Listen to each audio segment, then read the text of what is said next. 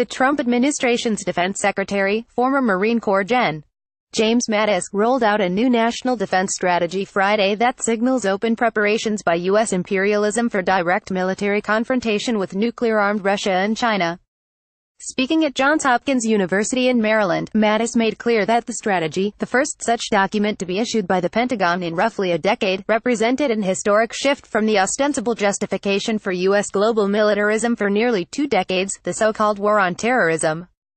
Great power competition, not terrorism, is now the primary focus of U.S. national security, Mattis said in his speech, which accompanied the release of an 11-page declassified document outlining the national defense strategy in broad terms.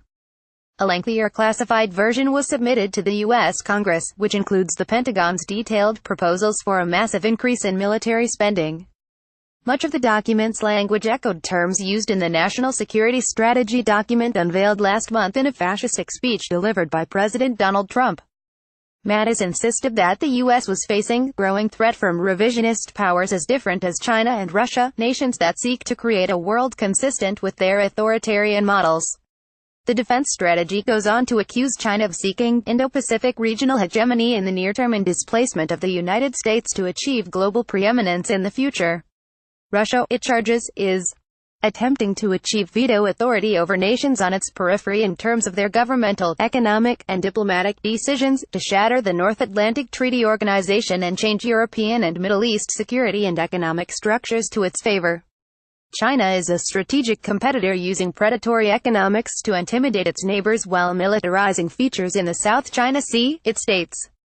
Russia has violated the borders of nearby nations and pursues veto power over the economic, diplomatic, and security decisions of its neighbors.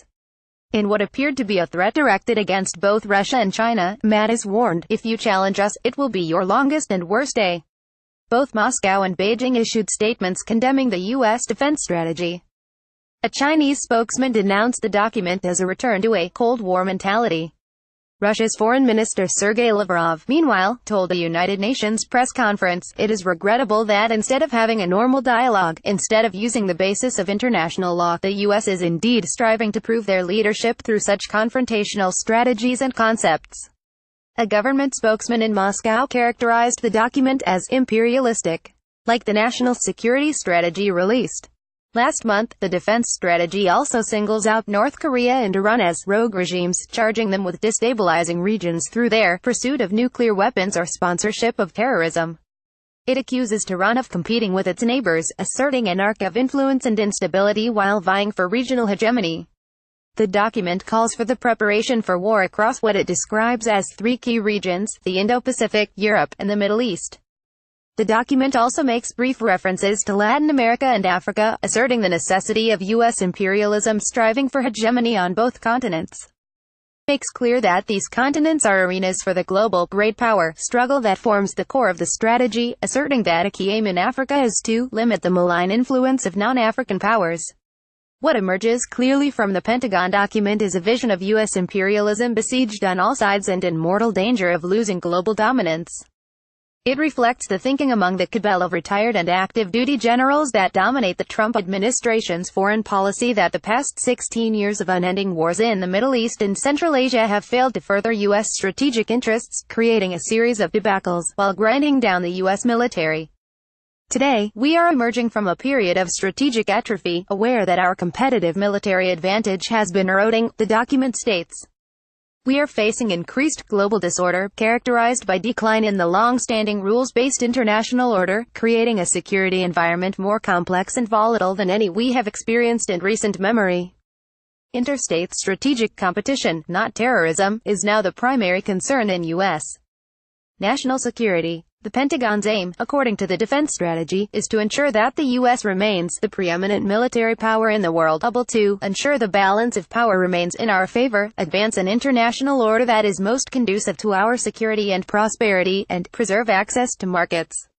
The thrust of the document is a demand for a vast buildup of the American war machine, which already spends more than the next 8 countries combined, including nearly triple the military spending of China and roughly 8 times the amount spent by Russia.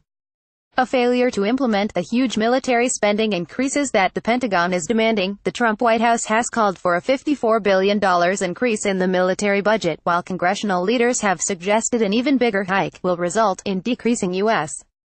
global influence, eroding cohesion among allies and partners, and reduced access to markets that will contribute to a decline in our prosperity and standard of living, the declassified summary of the defense strategy warns.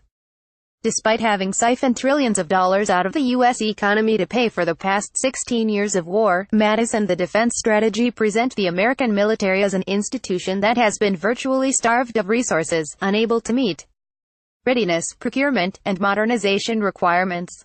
The overriding objective in terms of modernization is the buildup of the U.S. nuclear triad, Washington's array of intercontinental ballistic missiles, submarine-launched ballistic missiles and strategic bombers, capable of destroying life on the planet many times over. The document said the Pentagon will seek to upgrade all aspects of its nuclear war-fighting apparatus, including nuclear command, control, and communications, and supporting infrastructure. It added that modernization of the nuclear force includes developing options to counter competitors' coercive strategies, predicated on the threatened use of nuclear or strategic non-nuclear attacks. In other words, the U.S. military is prepared to launch a nuclear war in response to a conventional or cyber attack. Tellingly, the Pentagon document uses the words lethal and lethality 15 times to describe the aims of Mattis and his fellow generals in regard to their proposed military buildup. Clearly, what is being prepared is a level of mass killing far beyond the bloodbaths carried out in Iraq, Afghanistan, Libya, Syria, Yemen and elsewhere. In Mattis's speech there was a strong element of resentment toward the civilian government and its constitutional control over the military. He described U.S. troops being compelled to stoically carry a success at any cost attitude, as they work tirelessly to accomplish the mission with inadequate and misaligned resources simply because the Congress could not maintain regular order. Mattis warned that the war plans outlined in the document will require sustained investment by the American people, noting that past generations had been compelled to make harsher sacrifices. These new sacrifices will take the form of savage cuts to essential social services, including the gutting of Social Security, Medicare and Medicaid, with the transfer of resources to the military, the arms industry and the financial oligarchy. The National Defense Strategy released Friday constitutes a grave warning to working people in the U.S. and throughout the world. Driven by the crisis of their system, America's capitalist ruling class and its military are preparing for a world war fought with nuclear weapons. Google is blocking the World Socialist website from search results. To fight this blacklisting, share this article with friends and coworkers: Facebook, Twitter, email, Reddit.